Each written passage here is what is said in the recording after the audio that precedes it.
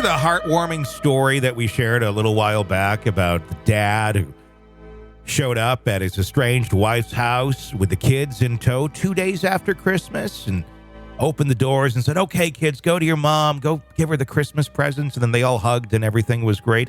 Yeah, because we didn't tell that story.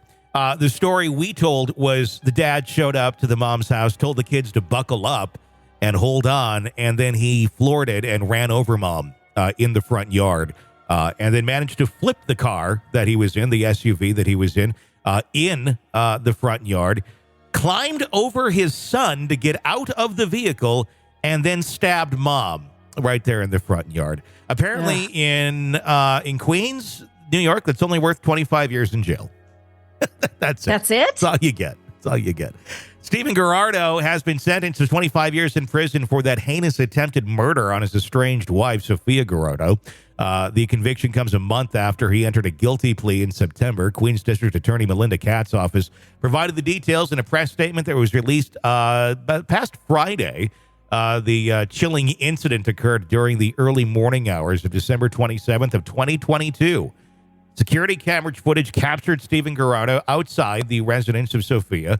The events that unfolded were nothing short of nightmarish, I would say ghoulish, as the 41-year-old Sophia made her way in front of the vehicle, just thinking, okay, it's a drop-off pickup.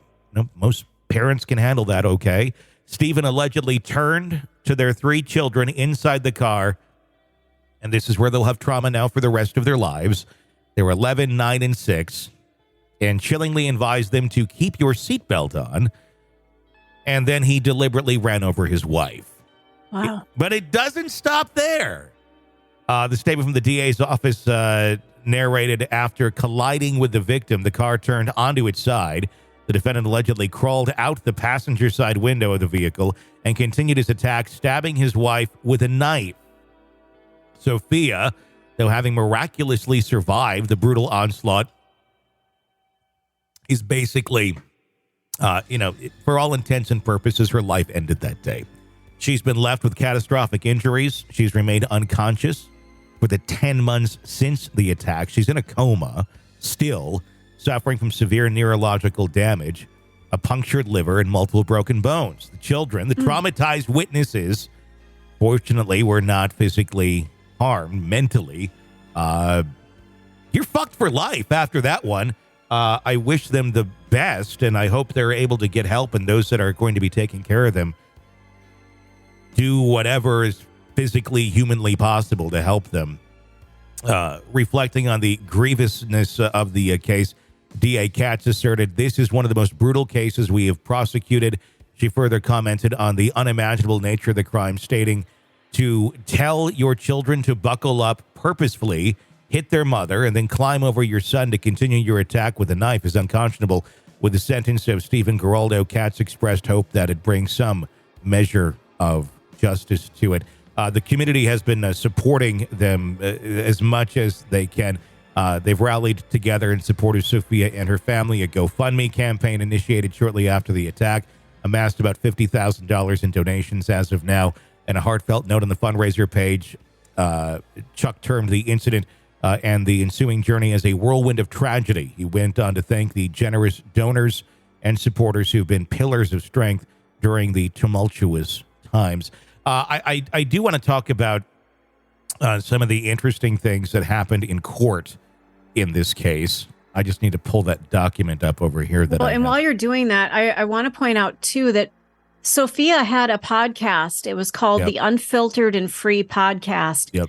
Real conversations about life, about living life after betrayal and abuse. She was a motivator and speaker who often talked about trauma and abuse at the hands of somebody that you're in a relationship with.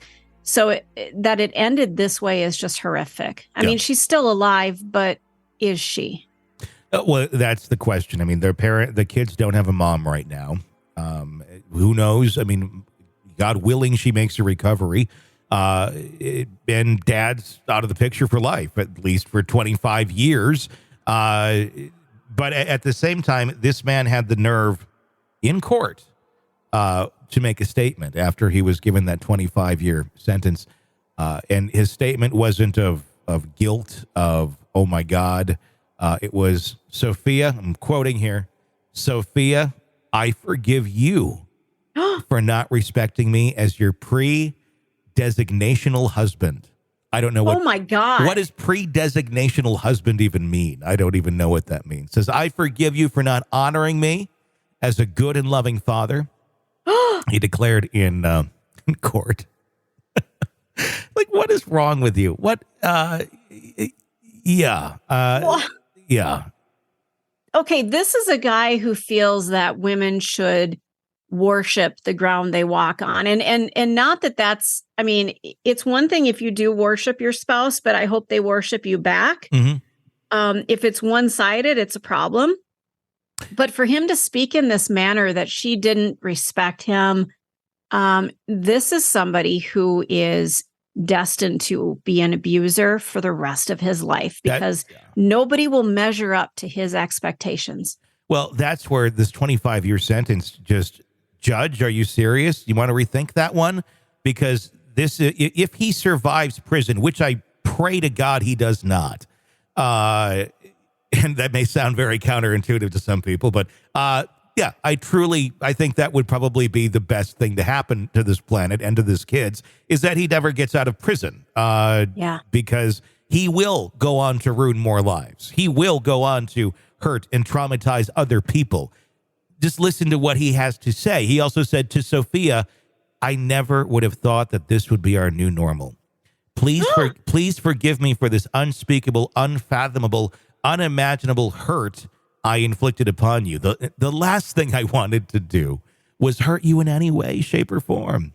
But you planned it. You told them to buckle up. You ran her over, and then you got out with a knife and tried to finish her. But retrospectively, he can just say, you know what? I never wanted to hurt you in any way, shape, or form.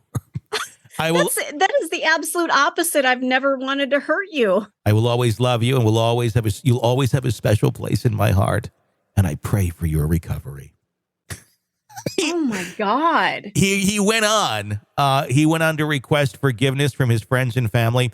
And then it gets even better. He decides, you know what? I got this platform right now. Let's be a good dad. He offered helpful suggestions to the new guardians of his children about topics to discuss during dinner. What? Prompting the judge to tell him to shut the fuck up. Saying, we're not going to do dinner table topics. We're not doing that. Giraldo then asked his family and friends for more forgiveness. I'll do my best to earn and regain your trust of everybody here in the courtroom, he said, before adding that he wanted to then recommend 2 books. My God. The judge cut him off there saying, we don't need book recommendations. Thank you. Wow. Yeah. So, I mean, it speaks. We've seen some of the worst narcissists on the planet on this program. This not being a super high profile case, but I think this could be the definition of just of narcissism, just so deeply embedded in someone where they cannot. I believe he believes this. I mean, to make statements like that, you almost have to believe it.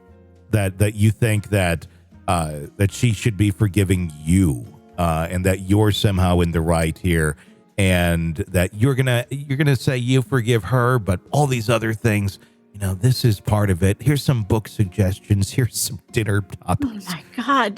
Can you just imagine him sitting at his computer, like doing a search on books? I mean, like compiling a list of, here's what I'm going to say in court and make sure I get in the book recommendations. I wonder what those book recommendations would be, you know, and like, no, I kind of want to know. It's like, hey, here's the latest from Chad Daybell. This would be a great one for everybody. Want to listen ad-free? Want advanced access to all of our interviews before anyone else? Become a True Crime Today Premium Plus subscriber on Apple Podcasts. You get every episode commercial-free. So you can binge on true crime until you can binge no more. Search True Crime Today Premium Plus on Apple Podcasts now, or go to our podcast page and sign up now. More of the Hidden Killers podcast next.